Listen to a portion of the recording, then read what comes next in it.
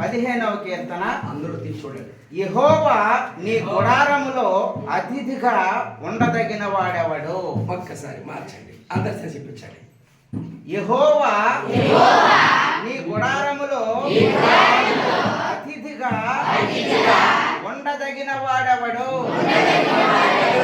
నీ పరిశుద్ధ పర్వతము మీద నివసింపదగిన వాడెవడు?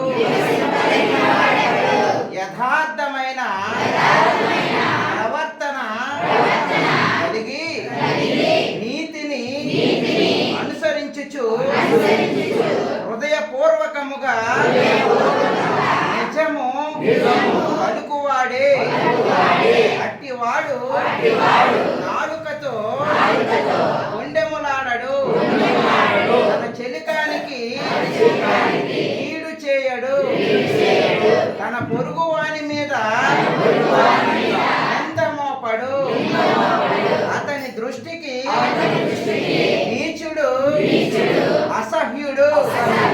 అతడు యెహోవాయందు భయభక్తులు గలవారిని సన్మానించును.